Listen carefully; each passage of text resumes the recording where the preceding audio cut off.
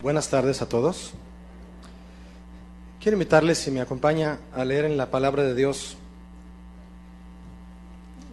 la primera carta de Pedro en el capítulo 2, por favor.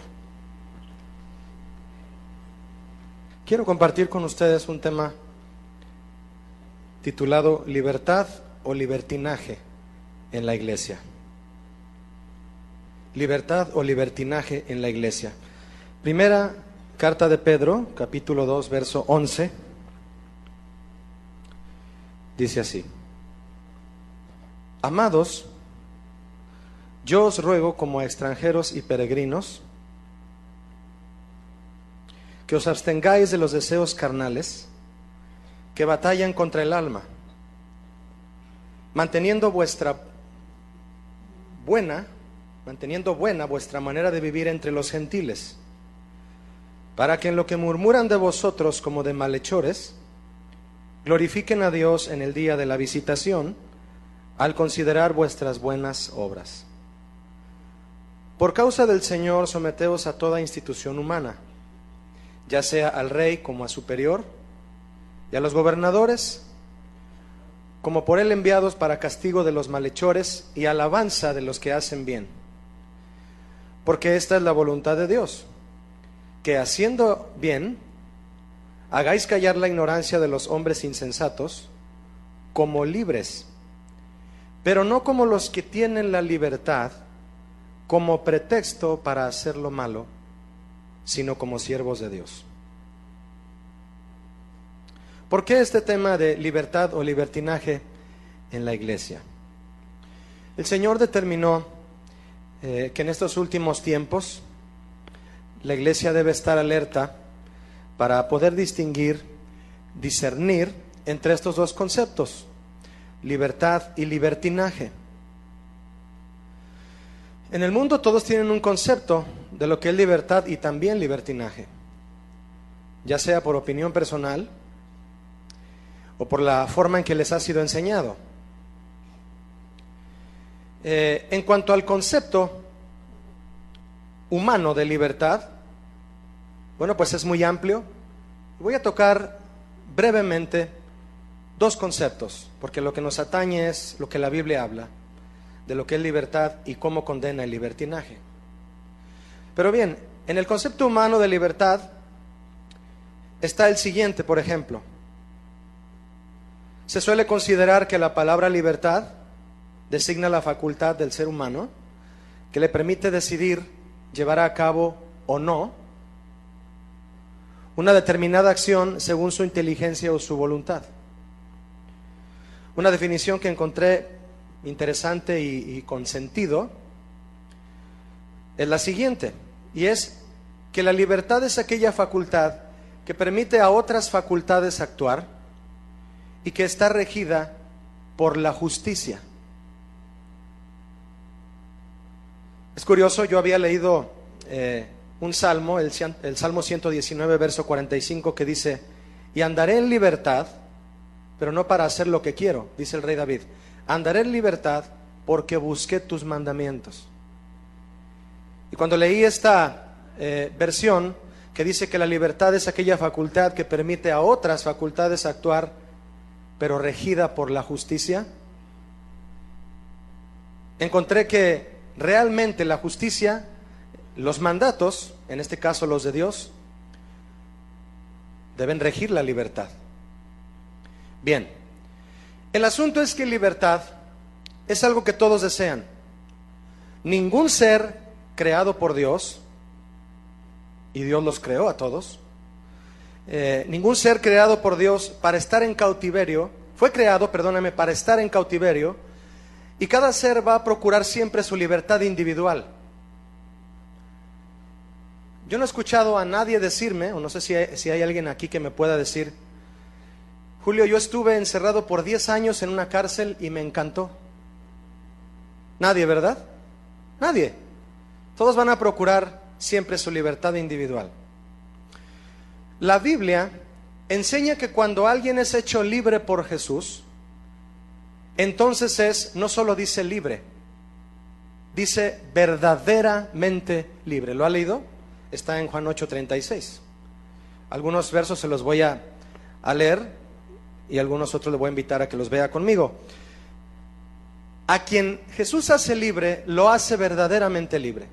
La palabra verdaderamente es una palabra que significa desde lo profundo. Jesús hace libre a un hombre, lo puede hacer libre desde lo profundo, en todas las áreas, hasta en la más profunda de su ser. Yo le pregunto a usted, mi hermano, ¿lo hace libre de qué? ¿Hay alguien aquí que sea libre? ¿Te hizo Jesús libre de qué? Del pecado y de su consecuencia. ¿Qué es su consecuencia? La muerte.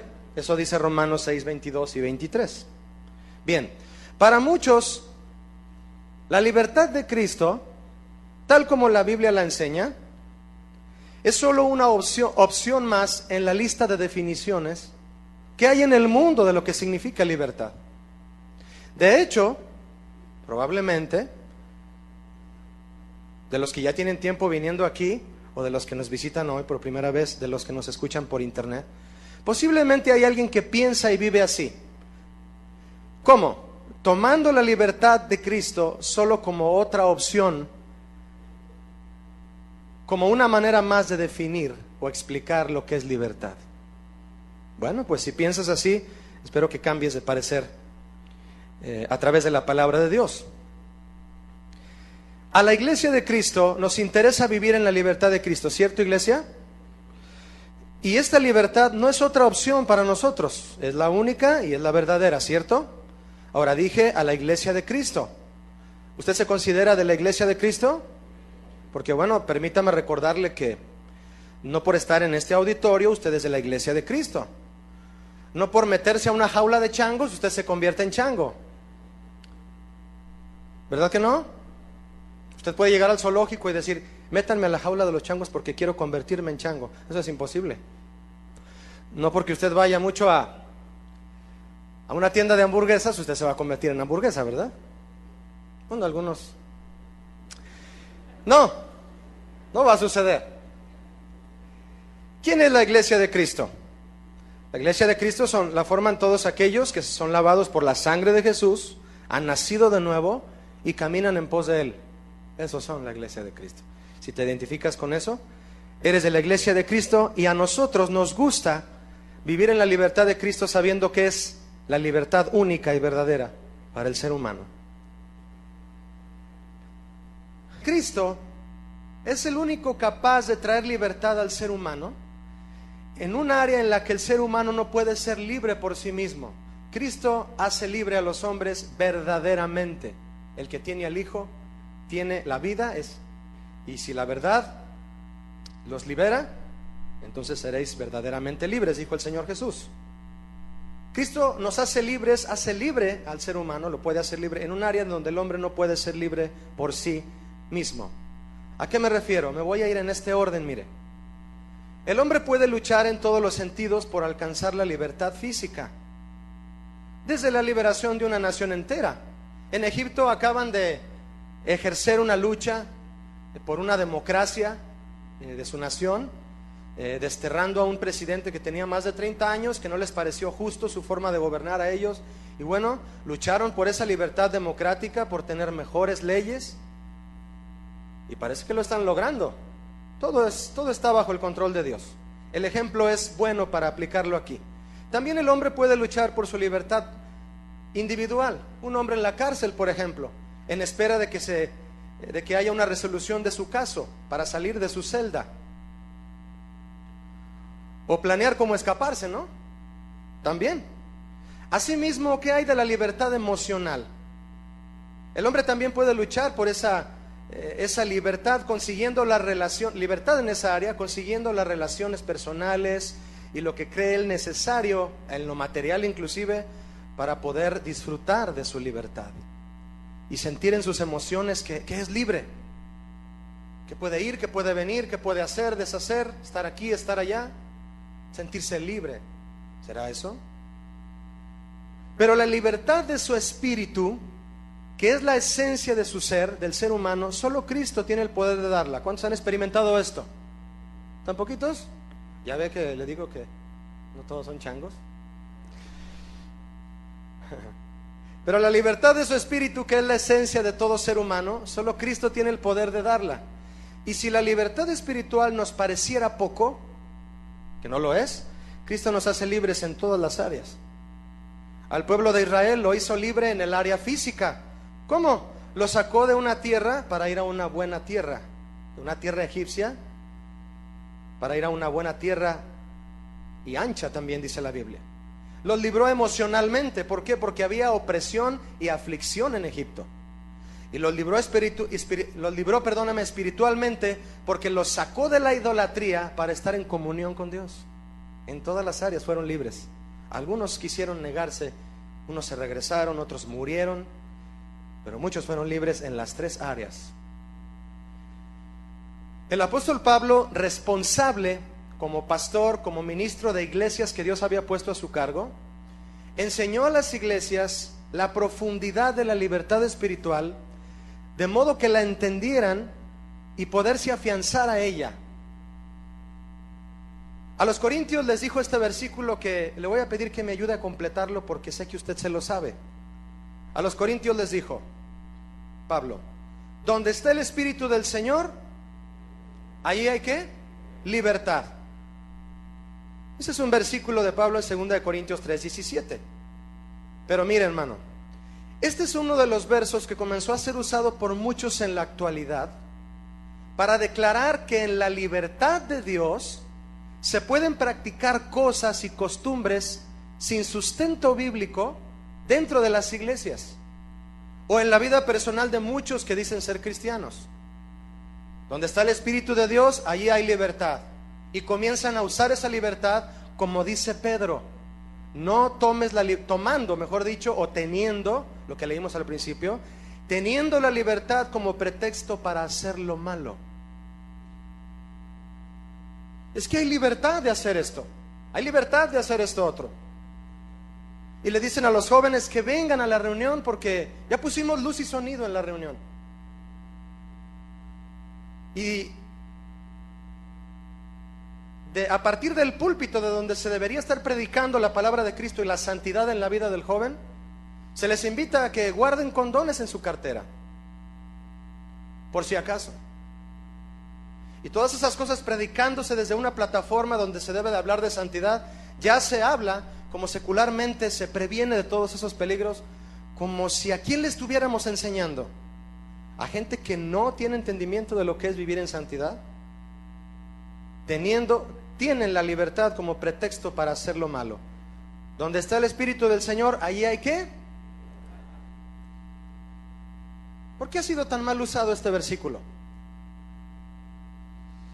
¿Qué trasfondo respalda esta gran verdad?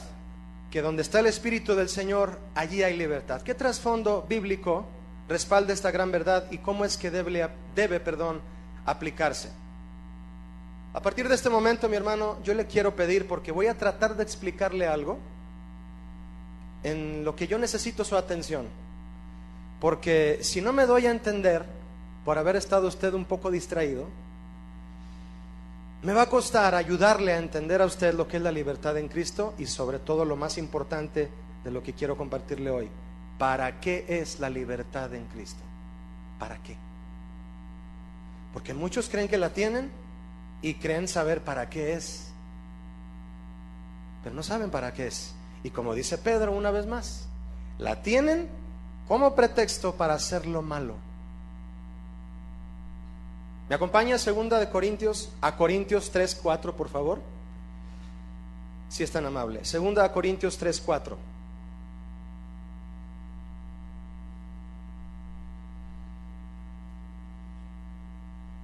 Dice así: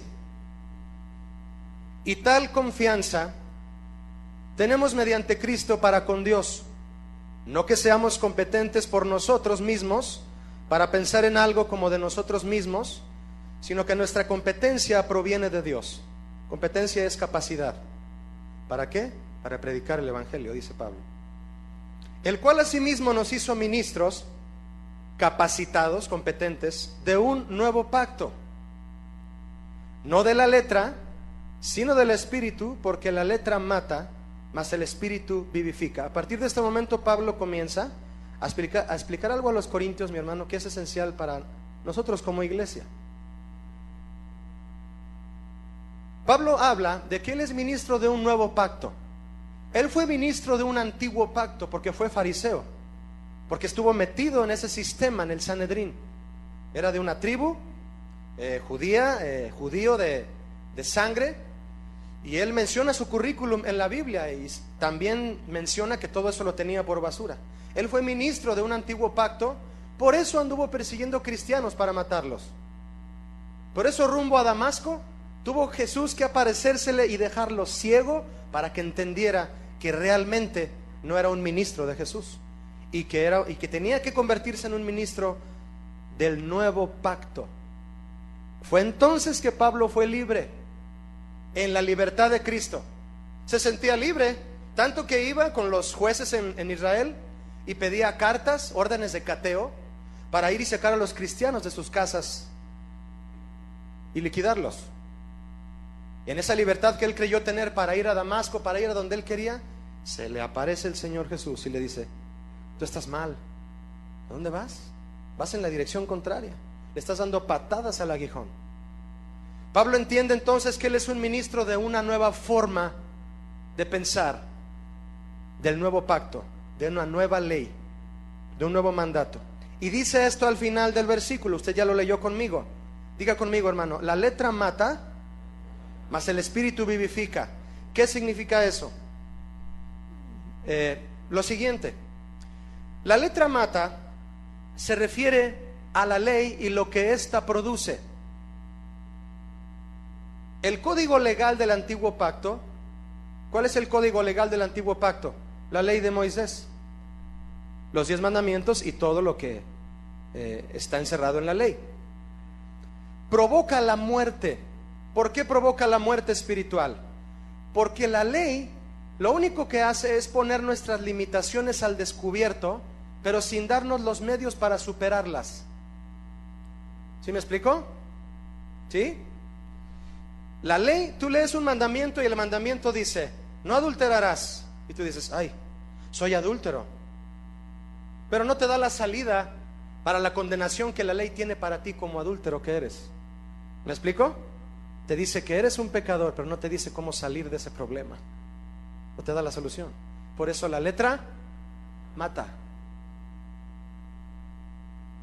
Bien. Si gusta ir conmigo, si es usted rápido para abrir su Biblia, vamos a leer Romanos 7, 10 y 11. Dice lo siguiente, Pablo escribiendo también. Dice Pablo en Romanos 7, 10 y 11: y hallé que el mismo mandamiento que era para vida, es decir, al leerlo Pablo se daba cuenta y decía: es que yo quiero agradar a Dios y yo quiero servirle y tener vida con Él. Y el mandamiento me dice: no codiciarás, no robarás. Pero ¿qué dice Pablo después? El mismo mandamiento que era para vida, a mí me resultó para muerte. Porque el pecado, tomando ocasión por el mandamiento, es decir, el pecado, se burló de mí diciéndome: tú eres un adúltero, y la ley dice que los adúlteros mueren, así que te vas a morir. Por eso dice Pablo: el pecado, tomando ocasión por el mandamiento, me engañó y me ¿qué? ¿Por el qué? Me mató. Por el mandamiento me mató. Es decir, mis hermanos, lo explicamos más. Tratar de ser salvos guardando solo las leyes del Antiguo Testamento nos conduce a la muerte. Espero que vaya conmigo en el hilo que llevamos aquí. Nadie, con excepción de Jesús, ha logrado cumplir perfectamente la ley. Nadie. Por eso todo el mundo está condenado a muerte. Para nosotros, la ley moral, ¿cuál es la ley moral del Antiguo Testamento? Los 10 mandamientos. No las 10 sugerencias, son los 10 mandamientos, no son las 10 sugerencias. La ley moral de Dios, que son los 10 mandamientos, sigue estando presente para indicarnos el pecado que hemos cometido. Tú lees los 10 mandamientos y vas a encontrar uno en donde tú hayas fallado, y te indica, salta y te dice: tú estás pecando en esto. Está presente para eso, y todavía lo está. ¿Cuándo saben que la ley de Dios está vigente? ¿Sí? ¿Aman los 10 mandamientos todos aquí? Sí, hay que amarlos. Hay que amar la ley de Dios. Pablo escribió en Romanos 7:7 lo siguiente: ¿qué diremos pues? ¿La ley es pecado? En ninguna manera. Pero yo no conocí el pecado sino por la ley. Es decir, la ley me dijo, tú pecas en esto. Y termina diciendo, porque tampoco conociera la codicia sino si la ley no dijera, ¿qué dice la ley? No codiciarás. Yo no hubiera conocido que soy un codicioso si la ley no me dijera, no codiciarás. Es decir, la ley nos hace tomar conciencia de nuestro pecado, pero no nos libera de él ni de su consecuencia, la muerte. ¿Está conmigo? Muy bien. Pero el Espíritu, ¿qué hace el Espíritu? Vivifica. Diga conmigo, vivifica. ¿Cuántos tienen vida aquí por el Espíritu? Vamos a ver por qué la tenemos. Y los que no la tienen, para que veamos cómo es que podemos tenerla y estar en ella permanentemente. Pero el Espíritu vivifica. ¿A qué se refiere esta frase de Pablo? Se refiere a que la obra del Espíritu Santo es vivificar precisamente. Es decir, en el nuevo pacto, ¿qué hay en el nuevo pacto? La gracia de Cristo. Espero estarme explicando, hermano. La gracia de Cristo es en el nuevo pacto. En ese nuevo pacto hemos recibido el poder del Espíritu de Dios, quien nos lleva hacia Cristo, para que sólo así podamos ser libres de la condenación de la ley. El que no está en Cristo no es libre, verdaderamente. También Pablo escribió lo siguiente en Romanos 8, 1 y 2. Usted ya se lo sabe de memoria. Ahora pues, ninguna condenación hay para los que están en la ley, para los que están en Cristo Jesús.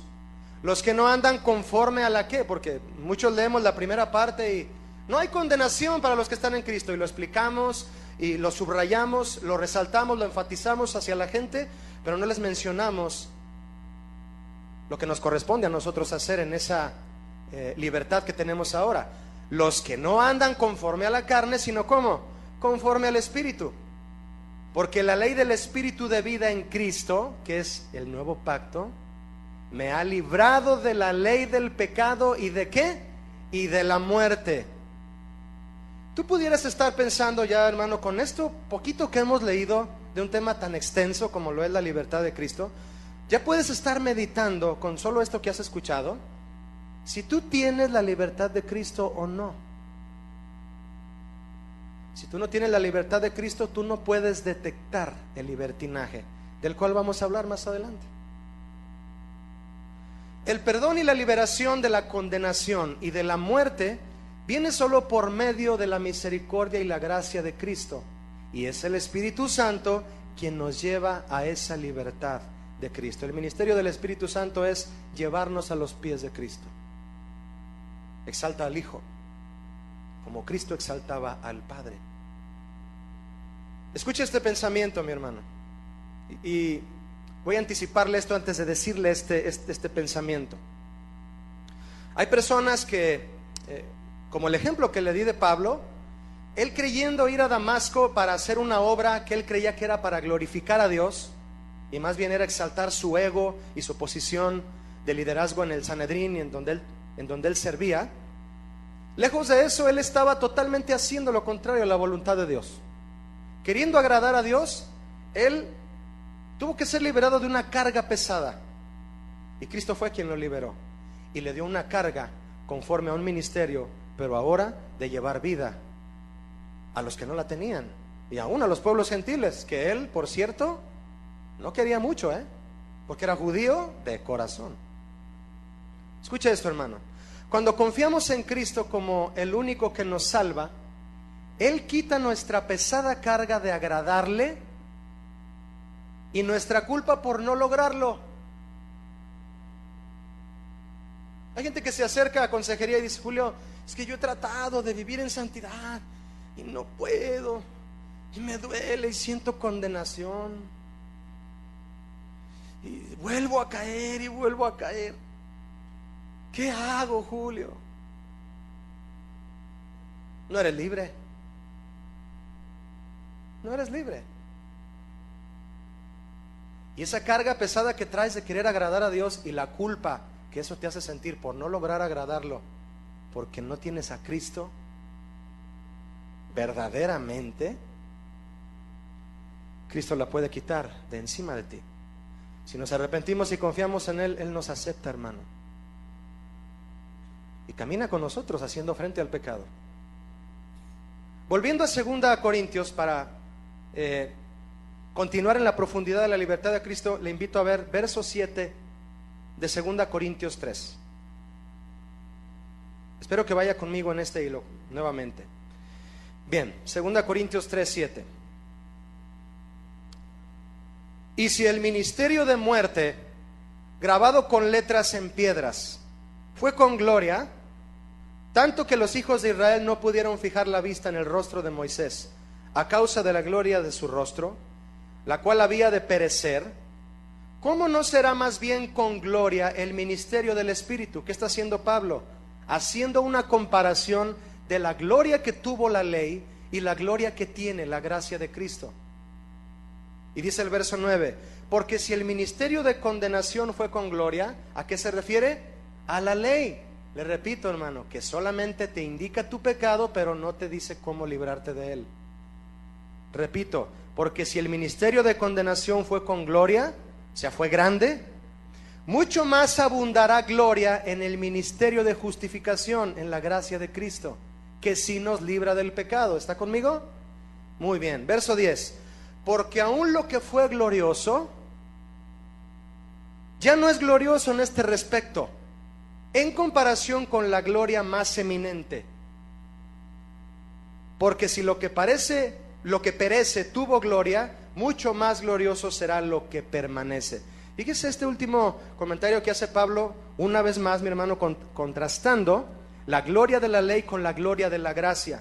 Tenemos que entender esto para saber en qué consiste la libertad de Cristo, si estamos viviendo en ella, y sobre todo para qué es. Dice Pablo, porque aún lo que fue glorioso, se refiere a la ley, no es glorioso en este respecto. ¿Cuál respecto? ¿O en qué asunto? En comparación con la gloria más eminente. ¿Cuál es la gloria más eminente? La de la gracia de Cristo. Porque si lo que perece, ¿qué perece? ¿La ley? ¿Por qué dice perece? Porque tuvo su tiempo y hasta ahí llegó. Vino Cristo y comenzó la gracia. Y la ley nada más indicaba cuál era tu pecado, pero no te daba la salida, pero la gracia sí. La gracia también a través de hace uso de la ley para mostrarte tu pecado, pero la gracia te da la salida al pecado y a la muerte. Esa gloria que perece fue en un tiempo, pero ahora es mucho más gloriosa esta de Cristo porque permanece. Bien, mi hermano, permítame dar otra explicación más de esto. El ministerio de muerte se refiere a la dispensación del Antiguo Testamento, basado en un pacto grabado en tablas de piedra, los 10 mandamientos. Usted lo sabe, Moisés bajó con ellos. Trajo condenación, ya dijimos por qué. Aún así, por el hecho de ser palabra de Dios, ¿cuántos saben que los 10 mandamientos es palabra de Dios? Por el hecho de ser palabra de Dios, había una gloria en eso. Pero esa gloria no permaneció para siempre. Esa gloria que tuvo en su momento la ley brilló en el rostro de Moisés. ¿Recuerda cuando Moisés subió y bajó y el rostro le brillaba? Eso habla Éxodo 34. Moisés reflejó la gloria de esa ley, de esa palabra de Dios, que traía por primera vez al pueblo de Israel una forma de regirlos y de dirigirlos para ya no vivir en el pecado y el libertinaje de Egipto.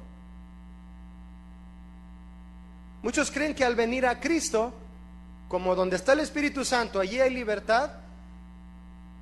Cometemos ese error, o cometen el error muchos, de usar esa libertad como pretexto para hacer lo malo. Bien, Pablo con esta explicación contrasta esta gloria de los 10 mandamientos con la del Espíritu Santo. Si la ley conduce a la muerte y tuvo gloria en su momento, ¿cómo no será mucho más glorioso el plan de Dios de salvación que conduce a la vida? Espero estarme explicando, hermano. La Biblia dice que la libertad de los hijos de Dios es gloriosa, dice Pablo en Romanos 8:21. Una razón por la que esta es más gloriosa que la ley El sacrificio de Cristo fue superior y quedó totalmente por encima del sistema de los sacrificios del Antiguo Testamento.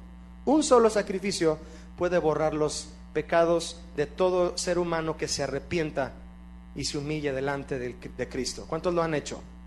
¿Bien? Bien, verso 12 si me acompaña y 13 de 2 Corintios 3, verso 12. Así que, teniendo tal esperanza, yo le pregunto a usted, mi hermano, ¿cuál esperanza? La esperanza de que en Cristo tenemos la posibilidad, los que nos arrepentimos, tenemos esa esperanza de vivir la vida eterna con Él, de ser libres del pecado y la muerte. Bien, teniendo esta esperanza, usamos de mucha franqueza, fíjese estas palabras, y no como Moisés.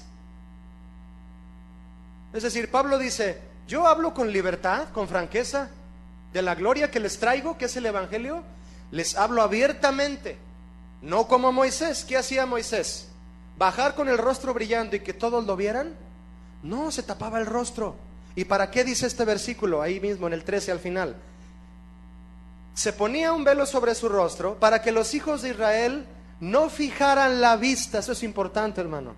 No fijaran la vista. ¿En qué? En aquello que había de ser abolido.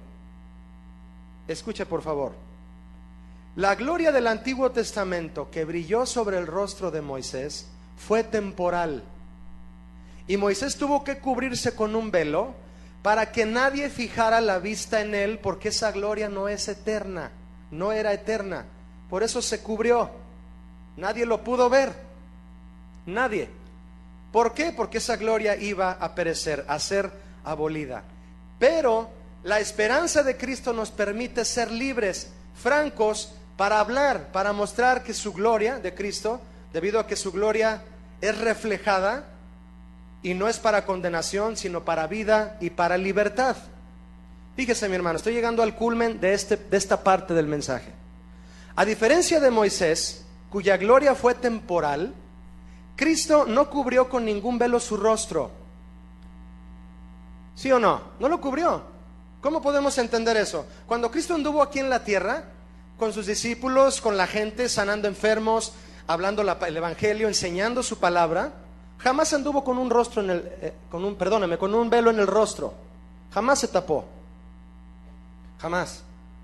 Moisés sí, bajó con una gloria de parte de Dios y tuvo que cubrirla, porque esa gloria iba a perecer y no quería que Israel se quedara viendo esa gloria, porque no iba a ser permanente.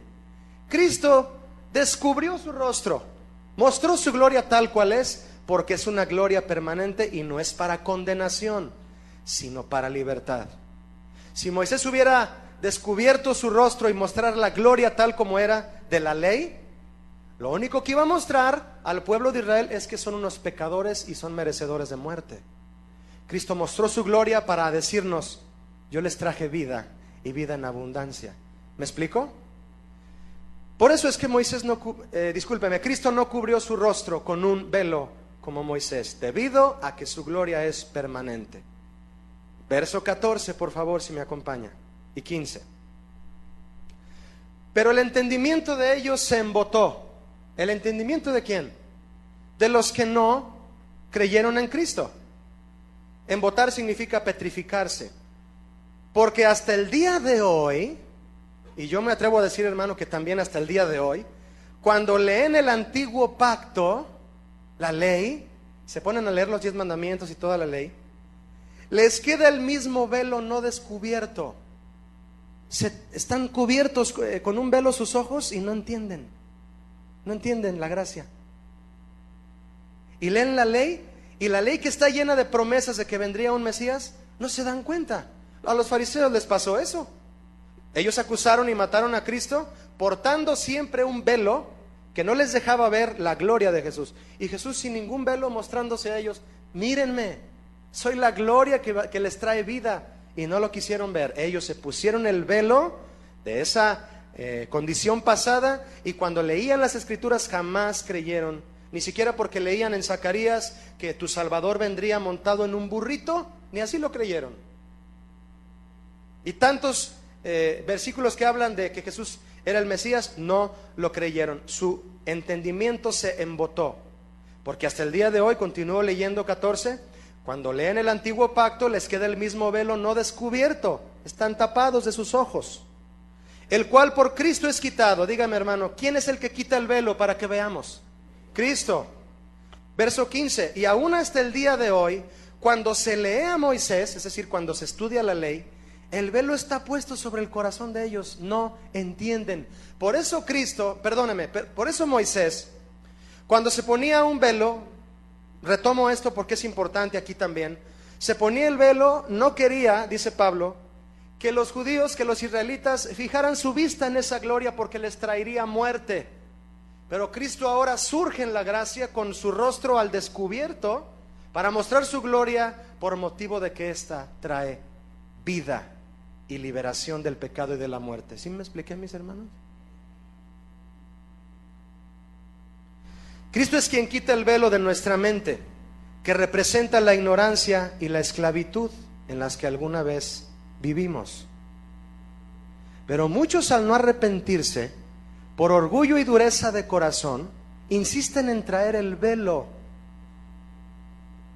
quedando nuevamente ignorantes y esclavos de su pecado.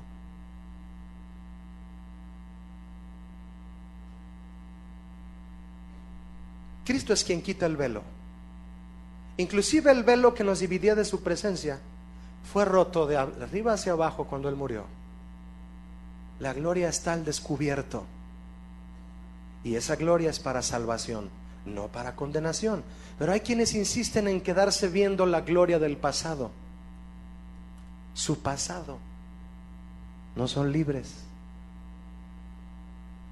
No ponen sus ojos en la gloria de Cristo, la gloria presente que es eterna. ¿Me explicó?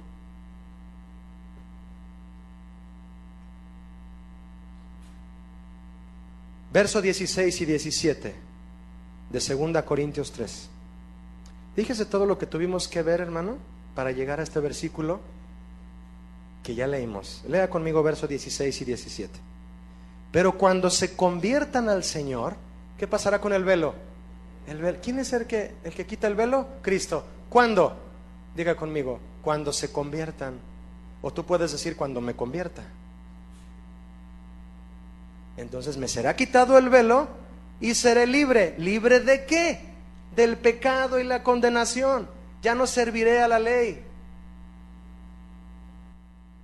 Ya no estaré tratando de agradar a Cristo con lo que yo creo que se le agrada, sin haber sido lavado con su sangre. Imposible. Y la libertad que creo tener es cuando precisamente la voy a comenzar a usar como pretexto, dice Pedro, para hacer lo malo.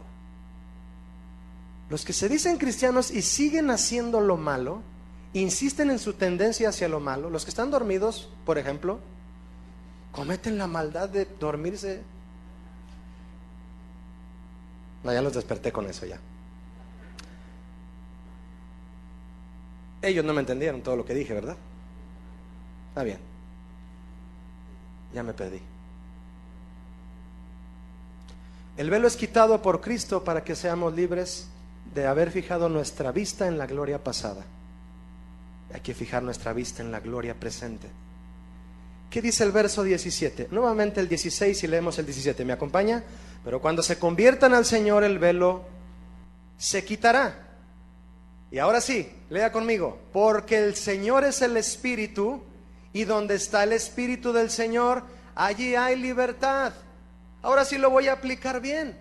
Ahora sí voy a entender. Yo le pregunto a mi hermano, ¿cuál libertad? Diga conmigo, la de Cristo. ¿Quién la da? El Espíritu Santo. ¿Libres de qué? Del pecado y la muerte. Y la gran pregunta, ¿libertad para qué? ¿Para hacer lo que yo quiera? ¿Para poner en la reunión cosas que atraigan a la gente? ¿Para decir obscenidades desde el púlpito? Porque hay libertad. No. ¿Para qué la libertad de Cristo? La respuesta está en el verso 18. Dice Pablo en el verso 18 de 2 Corintios 3. Por tanto, ese por tanto significa entonces o de manera que Nosotros todos, ¿quiénes son nosotros todos? La iglesia, los nacidos de nuevo. Mirando a cara descubierta. ¿Por qué dice a cara descubierta? Porque ya no traemos velo. Y porque Cristo no se pone ningún velo para mostrarnos su gloria. El apóstol Juan lo vio y lo describió en Apocalipsis y dijo: yo veo a un hombre con el rostro como de sol, con ojos como de fuego. Y lo describe tal como lo vio. Y dice: y caí como muerto. Lo vio la gloria de Jesús. Qué glorioso es eso, ¿no? Valga la redundancia. Sigo leyendo. Por tanto, nosotros todos, mirando a cara descubierta, como en un espejo, la gloria del Señor. ¿Quién es la gloria del Señor? Jesucristo. ¿Qué sucede? Somos transformados de gloria en gloria en la misma imagen como por el Espíritu del Señor.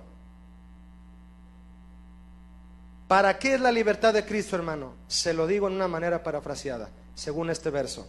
Cristo nos quitó el velo y nos hizo libres para mirar a cara descubierta, como en un espejo, su gloria, y ser transformados a su imagen por el Espíritu Santo.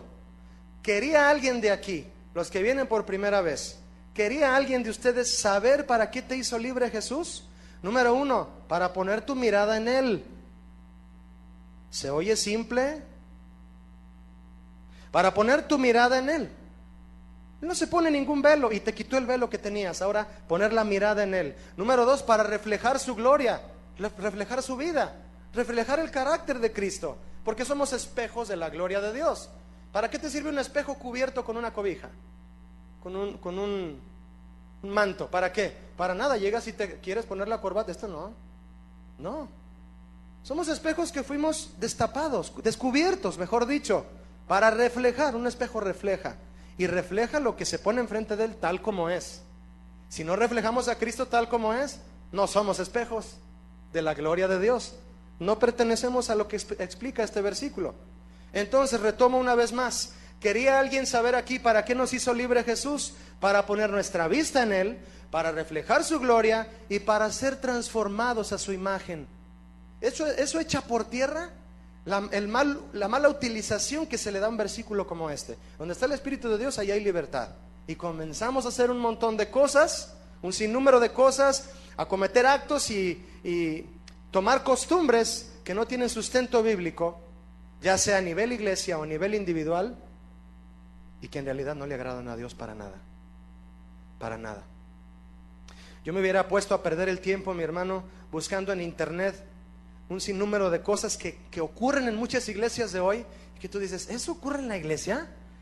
Creí que era un circo. ¿Eso ocurre en la iglesia? Creí que era un show como si fuera el Teatro Diana. ¿Eso ocurre en la iglesia? ¿Ese es el pastor? Creí que era un motivador. ¿Ese es el líder de jóvenes?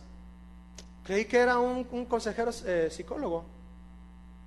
Si yo me hubiera puesto a perder el tiempo buscando para darle ejemplos de lo que ocurre en las iglesias, eso hubiera hecho precisamente, perder el tiempo. Es mejor saber para qué es la libertad de Cristo y enfocarnos en eso, ¿no lo cree? Para mirarlo a Él, reflejar su gloria y ser transformados a su imagen. ¿Me di a entender? ¿Cuántos tienen oídos para oír esto? Otra razón y propósito de la libertad de Cristo, fuera de esto, embota el entendimiento. Y es por eso que se acude a muchos métodos humanos para hablarle a la gente, convencer a la gente, no sé para qué, pero no se les habla el verdadero evangelio. Y la gente vive creyendo ser libre y se les canta de cierta libertad. Tengo libertad, tengo libertad, tengo libertad. Y cantos como ese, ¿no? Ahí está en internet, ¿verdad? Ya me oyeron en todo el mundo. Sin entender para qué es la libertad. Pues sí, Cristo te puede hacer libre. Necesito que me expliques para qué soy libre. Por eso la importancia de escudriñar la palabra, ¿verdad? Mis hermanos, este contexto es el que realmente respalda al hecho de que donde está el Espíritu del Señor, allí hay libertad. ¿Lo entendimos, mis hermanos? Gloria a Dios por eso. Ahora bien, puedo pasar a lo siguiente. ¿Qué es libertinaje? Podemos hablar muy poco de libertinaje, debido a que si nos metemos a examinar lo que es la libertad de Cristo, yo prefiero estudiar la libertad de Cristo que el libertinaje del mundo. Porque llenándome de la libertad de Cristo, detecto de inmediato lo que es libertinaje y no caigo en eso, ¿verdad? Pero bueno, ¿qué es libertinaje? El libertinaje es una actitud irrespetuosa a las normas espirituales, la ética o la moral de quien abusa de su propia libertad con menoscabo de la de los demás, es decir, a costa de la de los demás. Acompáñeme, si es tan amable, a Judas 1. Judas 1 es un libro, una carta que está antes de Apocalipsis. Pues todos los libros están antes de Apocalipsis, ¿verdad? Le quise decir que es el que está exactamente anterior a Apocalipsis. Judas 1:4. Muy bien. Vamos a leer esto. Dice, escribió el apóstol, no Judas Iscariote, no vaya a pensar. Hay alguien que puede creerlo. No fue Judas Iscariote, fue Judas, un apóstol de Cristo.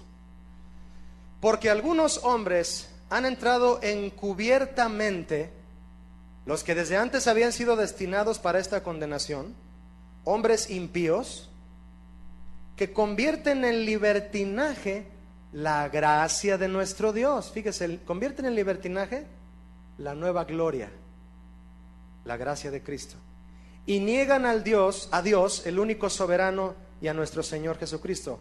Son anticristos, vamos. El libertinaje es una proclamación anticristiana. Son anticristos. Niegan a Cristo. El que niega a Cristo es un anticristo, así de sencillo. Bien, en su carta, Judas escribe, si usted la quiere leer, tiene un solo capítulo, es muy hermosa la carta y muy profunda. En su carta, Judas escribe a los cristianos para alertarlos sobre los falsos maestros que se han infiltrado en la iglesia. Les advierte de un grupo de maestros llamados los gnósticos, con G al principio, o agnósticos, dos maneras de decirlo. Los agnósticos, una corriente filosófica del tiempo de Judas, que consistía en basar toda su doctrina en el conocimiento humano. Lo que el hombre decida en sus propias discusiones llegar a hacer, eso va a ser el hombre. Gnosticismo. Explicándolo de una manera sencilla, ellos se oponían a dos de las verdades fundamentales del cristianismo. La primera, fíjese usted, mi hermano, se oponían a la encarnación de Cristo. ¿Cuántos de aquí creen que Cristo vino hecho carne? Si hay alguno que no cree, lo vamos a exorcizar al final,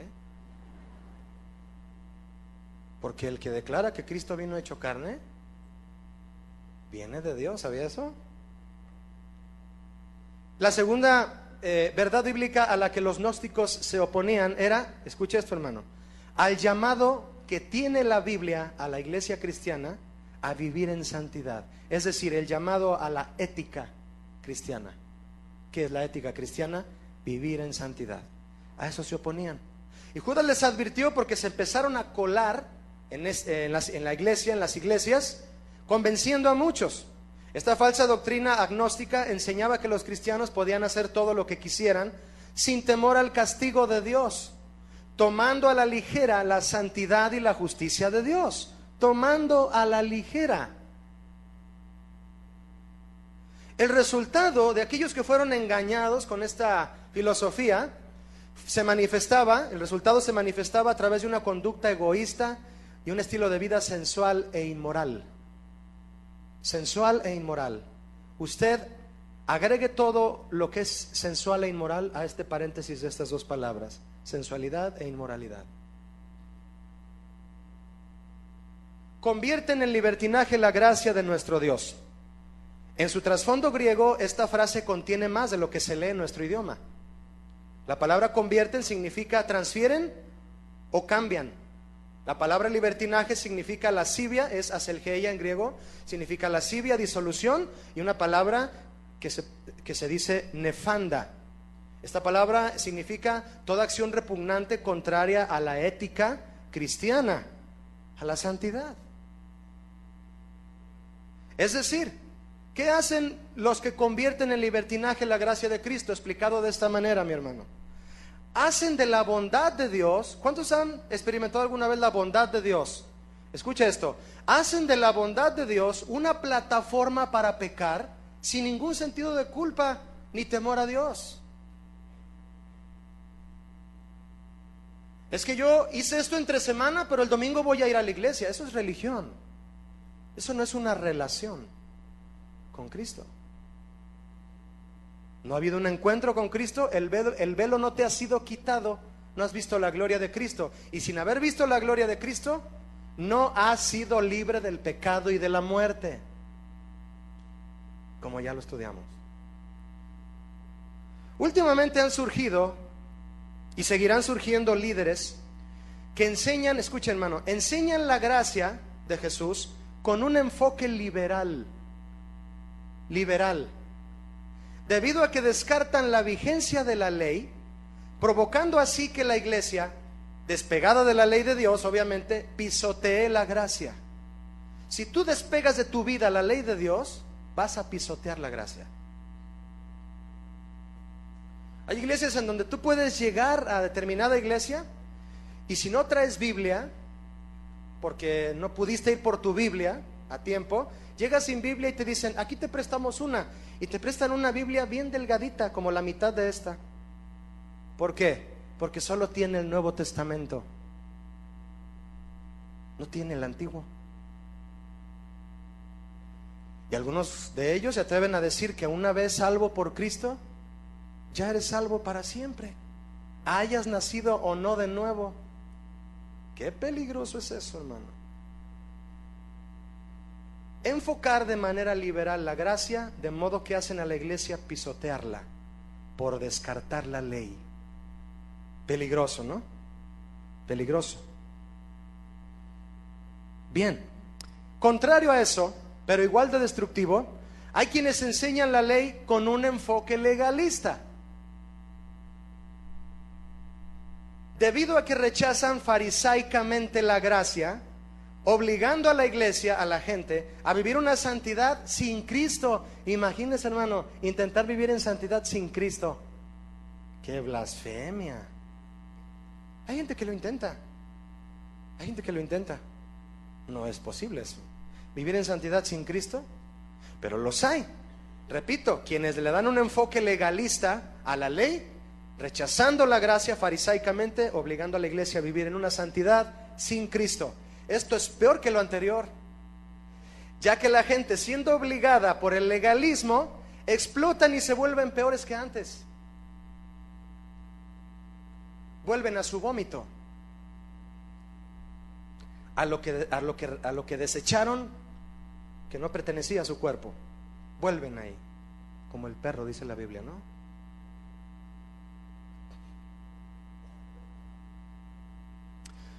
La versión Biblia en lenguaje sencillo de este versículo de Judas 1:4, si me permite se la voy a leer, porque explica de una manera, hermano. Le recomiendo conseguir una Biblia en lenguaje sencillo. Cuando estudie la Biblia, compárelo con esta versión y usted se va a dar cuenta de muchas cosas. Dice esta versión, dice Judas: estoy preocupado, pues hay algunos que los han engañado y que se han colado entre ustedes. Ellos dicen que Cristo no es nuestro único Señor y dueño, y que por eso no debemos obedecerle. Piensan que como Dios nos ama tanto, no nos castigará por todo lo malo que hacemos.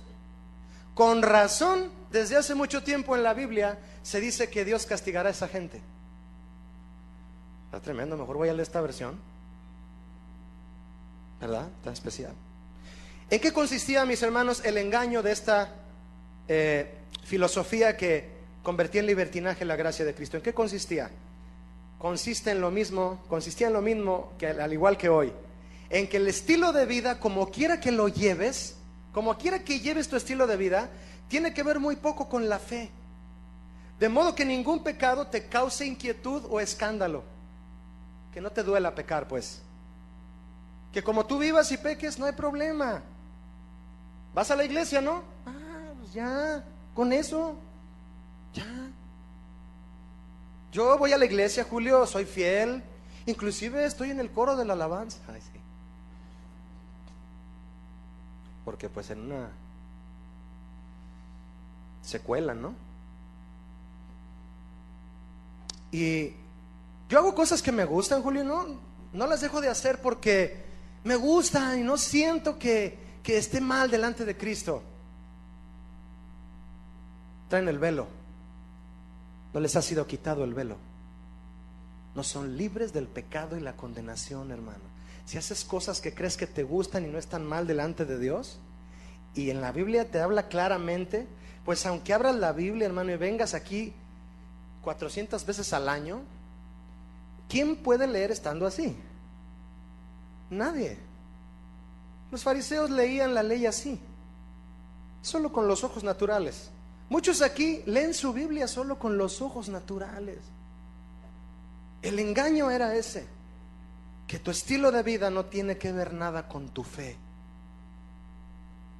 El libertinaje, mis hermanos, es algo que parece libertad a los que no les ha sido quitado el velo, o puede parecer libertad para aquellos que levantan la bandera de libertad haciendo obras malas, usando como pretexto la libertad. Vaya conmigo, si es tan amable, a Gálatas 5:1, por favor. Pablo exhorta a otra iglesia en cuanto a la libertad. ¿Por qué? Porque, estoy comentándole esto mientras usted busca. ¿Por qué? Porque todas esas iglesias que a Pablo le correspondía ministrar y cuidar y discipular, estaban rodeadas de pecado, como Guadalajara, como casa de oración. Sales y está el pecado en la puerta. Una forma de decirlo, ¿no?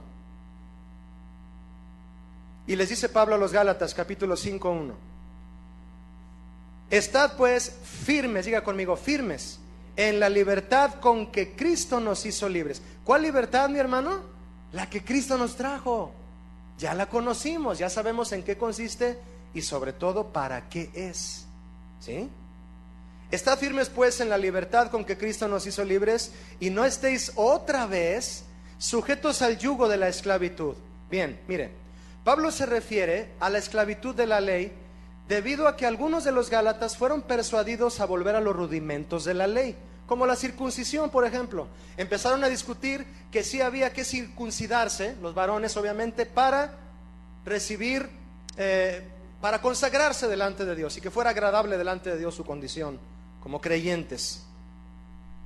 Eso los hizo volver a un estado de ceguera con la muerte como fin. ¿Cómo explicamos esto para nosotros hoy en día, mi hermano? Así: cuando alguien instruido en la fe y en la santidad le da entrada nuevamente a los rudimentos de la vida pasada, tú le puedes estar dando, sin darte cuenta, entrada a rudimentos de la vida pasada. Todas sus acciones de esta persona serán producto de una falsa libertad, que lo arrastrarán finalmente a la muerte en todos los sentidos, en todos los sentidos. Verso 7, si me ayuda a leer, Gálatas 5, verso 7. Fíjese lo que les dice en la primera parte. ¿Qué les dice? Vosotros corríais bien. ¿Qué es eso? Iban bien, ibas bien. Venías al instituto, leías la Biblia, entendiste algunas cosas, ibas bien, ibas bien. Dile al que está a tu lado, vas bien. No le vas a decir ibas bien porque te va. ¿Sí? Y les pregunta Pablo, ustedes iban bien, pero ¿quién les estorbó para no obedecer a la verdad? ¿Quién los convenció para dejar su convicción? ¿Quién los convenció? En cada pecado que cometíamos deliberadamente, pedimos perdón y tomamos una decisión firme de dejarlo. Pero de pronto alguien comienza a estorbar para que obedezcas la verdad y a persuadirte a retomar el pecado, y lo logra persuadirte.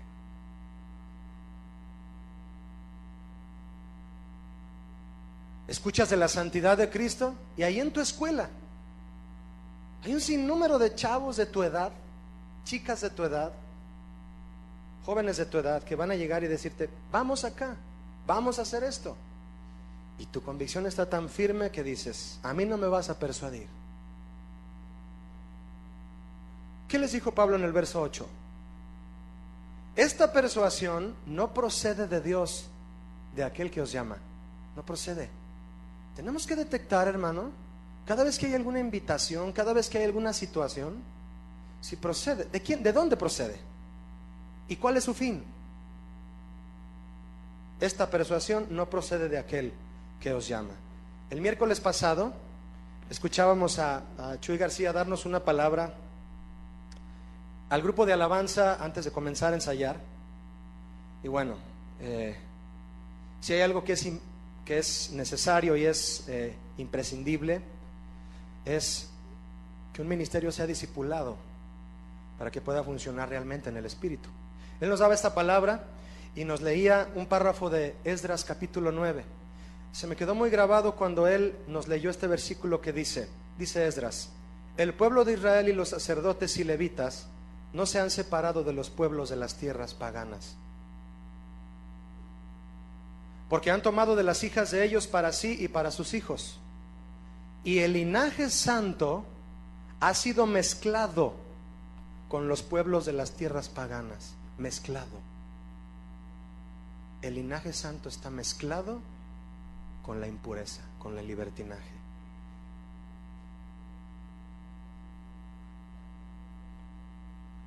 Cuando yo escuchaba esto, yo pensé en lo siguiente, mi hermano, porque bueno, Chuy García nos continuó exhortándonos acerca de debido a que él estaba nos mostró que de alguna manera él está pendiente de cosas que sucedan entre nosotros como grupo de alabanza y que puedan estar rayando ya en actitudes totalmente mundanas.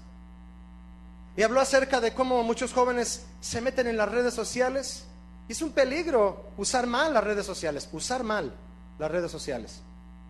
y cómo es que otros las pueden usar mal para embaucarte a ti también. Cuidado con eso. Eso a mí me hizo pensar, mi hermano, en algo valioso con respecto al uso que le damos, y me refiero al tiempo.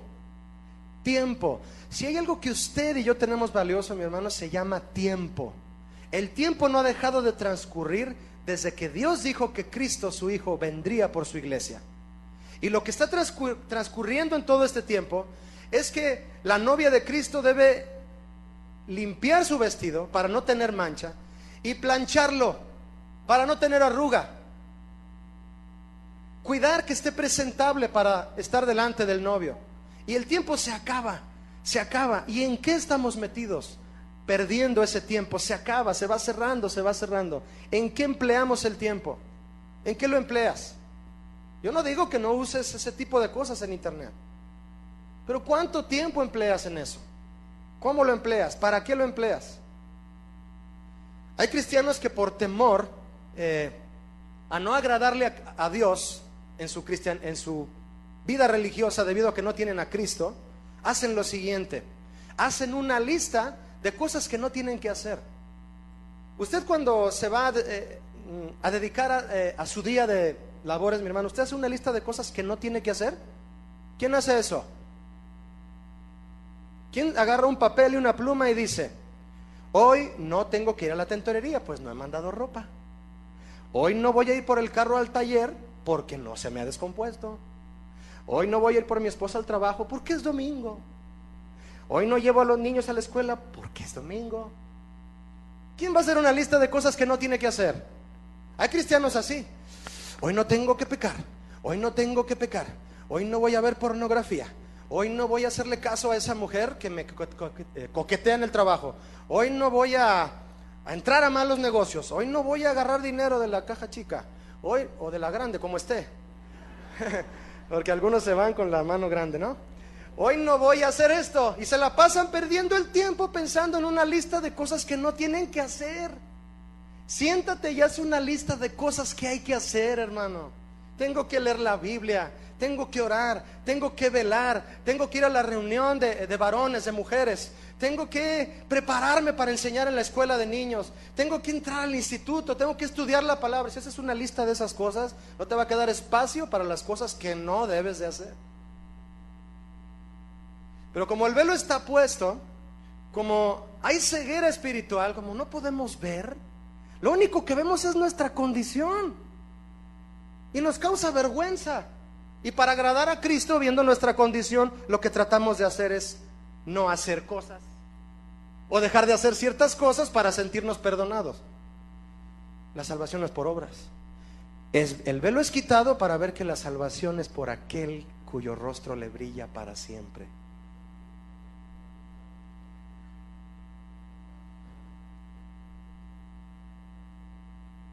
Pedro, en el texto que leímos al principio, escribió algo muy interesante, mi hermano, y en esta parte final quiero invitarle a que lo lea una vez más conmigo. Vaya conmigo, por favor, a Primera de Pedro 2, 11 al 12. Primera de Pedro 2, 11 al 12. Mucha atención aquí, fíjese usted, mi hermano. Dice así. ¿Lo tienen? Todavía oigo el papelito. Qué bien se oye, ¿no? Eso. Dice Pedro, 1 Pedro 2:11, amados, ¿cuántos son amados de Dios? Dice, yo os ruego. ¿Qué es rogar, hermano? ¿Pedir simplemente? No, se preocupaba Pedro. Yo os ruego como a extranjeros y peregrinos, que os abstengáis de los deseos carnales que batallan contra el alma, manteniendo vuestra manera de vivir entre los gentiles, como a extranjeros y peregrinos. Mire, mi hermano, es primordial que como hijos de Dios entendamos lo que Cristo dijo y que Pedro menciona aquí, porque Pedro caminó con Cristo. Y es que aunque estamos en este mundo, no somos de qué, no somos de este mundo, no le pertenecemos, somos extranjeros, dice la Biblia, ¿y qué? Y peregrinos. Estamos de paso en esta tierra, no tenemos nada que ver con las costumbres de este mundo. Si tú vas a otro país que no es el tuyo, tú tienes que presentar ¿qué? Una visa. ¿Sí o no? ¿Sabías tú que en Cristo ya tenemos una visa para entrar al otro reino? Y vamos para allá. ¿Cuántos van para allá? ¿Cuántos ya traen visa? A unos ya se las negaron.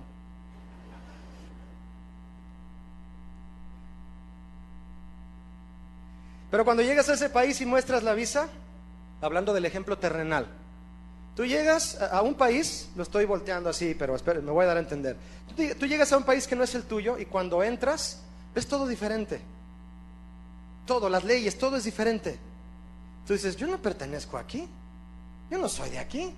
Yo aquí voy de paso. Yo no soy de aquí. No pertenezco.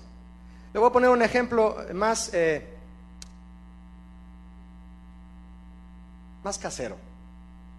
Cuando vas de visita o de vacaciones a un pueblo lejano, teniendo establecida tu vida aquí en Guadalajara, tú vives aquí tienes tu trabajo, tu familia, tu casa, todo tienes aquí, lo que Dios te ha dado.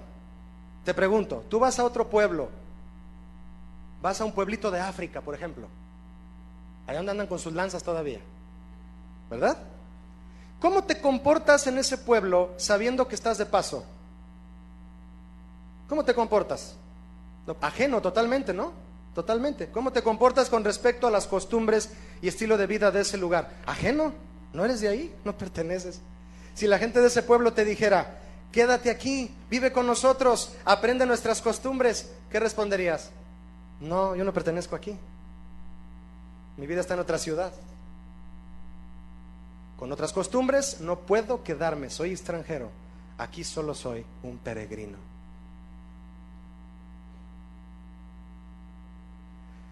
Pablo dijo en Romanos 6:22, mas ahora que habéis sido libertados del pecado y hechos siervos de Dios, tenéis por fruto vuestro, la santificación y como fin la vida eterna.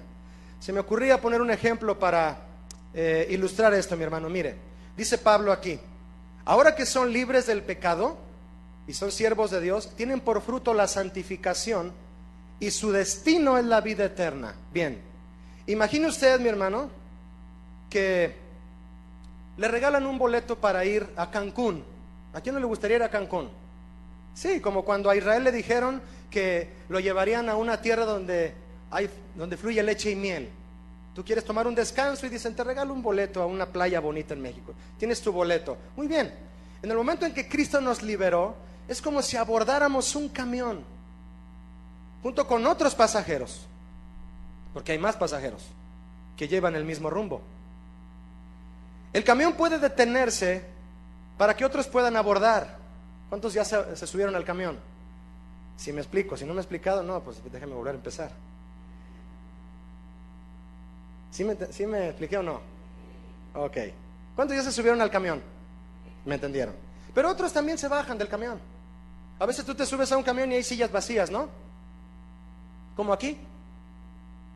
Hay sillas vacías de gente que ocupaba un asiento posiblemente y ya se bajaron del camión. Ya no van al destino que nos fue dispuesto, que nos fue predispuesto, ya no. Si nos asomamos por la ventana del camión, sabremos que hay muchos otros que no van hacia el destino que nosotros vamos. Se están quedando. Nosotros no nos podemos bajar. Si nos bajamos, el camión se va y nos quedamos abajo. La gente de abajo no puede convencerte a que tú te levantes de tu asiento, y ese asiento es la santidad,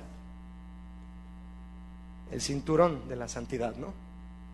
No puede convencerte a que te levantes y te bajes porque no perteneces a ese pueblo. El boleto fue para llegar a la tierra que te prometieron. ¿Me explico o no, mis hermanos? Los que son libres por Cristo, el fruto con el que demuestran que lo son es la santidad, dice Pablo. ¿Y cuál es la meta que tienen en su vida? La vida eterna. Esa es.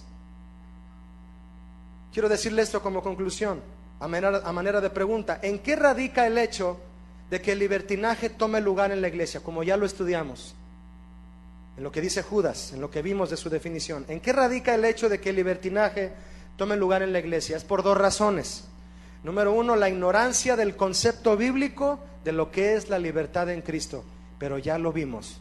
Y espero que tú sigas estudiando por tu cuenta lo que es ser libre en Cristo, y sobre todo, hermano, para qué Cristo te hizo libre. Amén.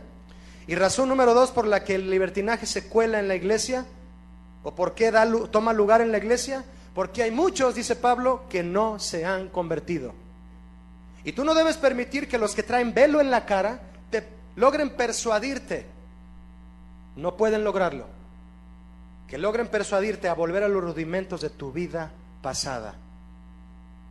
¿Qué hizo Judas, mis hermanos? ¿Qué hizo para combatir la falsa enseñanza de esta filosofía que promovía el libertinaje y que convertía en libertinaje la gracia de Dios? ¿Qué hizo Judas para combatir eso? Estimuló a los creyentes, y usted lo puede corroborar al leer la carta, estimuló a los creyentes a una conducta santa a través de la verdadera doctrina. De hecho, no existe otra manera de estimular la santidad y la conducta correcta si no es a través de la sana doctrina. No hay otra manera. Quiero invitarle a que me ayude con reverencia, poniéndose de pie, a leer Romanos 6:17. Vamos a leerlo juntos, le invito a hacerlo. Romanos 6:17.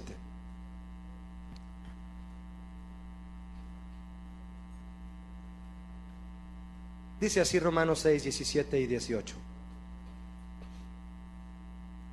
Pero gracias a Dios, ¿cuántos dan gracias a Dios? Porque que aunque erais esclavos del pecado, habéis obedecido de corazón. ¿Qué obedecimos de corazón? A aquella forma de doctrina a la cual fuisteis entregados, la doctrina de Jesús. ¿Y qué sucedió? Y libertados del pecado, vinisteis a ser siervos de la justicia. La impartición de la sana doctrina, mis hermanos, motiva, estimula a la conducta santa. Vamos a orar. Señor, sabemos que los que de verdad tienen fe la deben mostrar mediante su profundo respeto a ti y un deseo sincero de vivir conforme a tu palabra. El fruto debe ser santidad, y la meta no debe ser movida ni tergiversada. No puede ser movida, Señor, pero tampoco el camino a ella debe ser tergiversado. La meta es la vida eterna. Eres tú, Jesucristo. Tú eres la vida eterna, Jesús. Tú eres nuestra meta. Señor, perdónanos si hemos tomado la libertad de tu gracia como pretexto para hacer lo malo. Si hay alguien aquí, Señor Jesús, si hay alguien escuchándonos esta mañana que a quien no le ha sido quitado el velo de su rostro y no ha podido ver tu gloria, y lo único que ve es una gloria pasada que ya se desvaneció y que solamente le indica en qué está pecando, Señor, que el velo pueda ser quitado esta mañana de tantos que lo traen puesto, para que puedan ver a cara descubierta al Hijo de Dios, cuya gloria es reflejada no para condenación, sino para vida eterna. Alza tus manos si tú has logrado tener una visión del Hijo de Dios, porque el velo ha sido quitado. Y también puedes alzar tus manos para clamar a Él y decirle: Señor, porque solo Cristo lo quita. Solamente Él quita el velo. Dile: Señor Jesús, si hay algún velo en mi vida que no me deja verte plenamente y reflejarte como si yo fuera un espejo, reflejarte como si tú fueras frente a mí y yo te reflejara tal como eres. Si hay algo que está evitando eso, Señor, yo quiero ser libre de eso. Quiero la libertad de Cristo, la gloriosa libertad de los hijos de Dios, dice Pablo. Gracias, Jesús, porque podemos vivir en ella y saber para qué es. No es para implementar solo por opinión nuestra cosas en la iglesia o en nuestra vida, Señor, que creemos que te agradan y realmente no. No, Señor, esa libertad que nos has dado es para mirarte a ti, reflejarte a ti y ser transformados a tu imagen.